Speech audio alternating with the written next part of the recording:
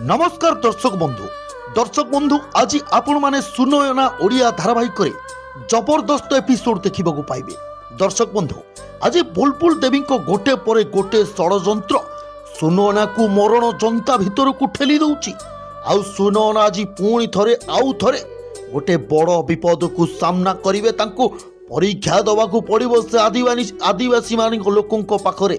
हाँ दर्शक बंधु आज से आदिवासी लोक कहिबे सुनयना को कहिबे तुमे होचो आम देवी माँ, तमे आम सहित चलो आमे तुमको जंगल रे पूजा करिवु।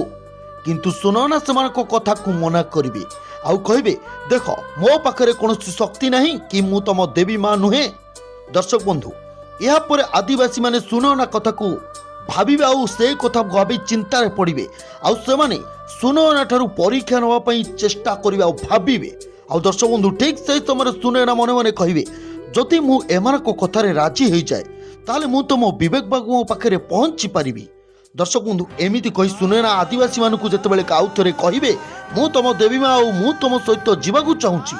किंतु ठीक से समय से आदिवासी माने मना करिवे आउ कहिबे सुनयना देहरे जदि देवी माँ अछंती ताले सुनयना आमको परीक्षा दियंतु, आमको संदेह लगुची।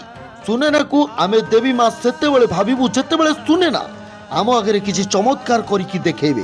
सुन जदि तुम्हें सतरे देवी माँ तुम पाखे दैवी शक्ति अच्छी ताहले ये 5 दिन जाए सरदार भाभी बहु 5 दिन है बेहोश अच्छी ताकू तुम्हें भल करिकी देखाओ तापर जाए आम मानिजु तुम देहरे देवी माँ अच्छा।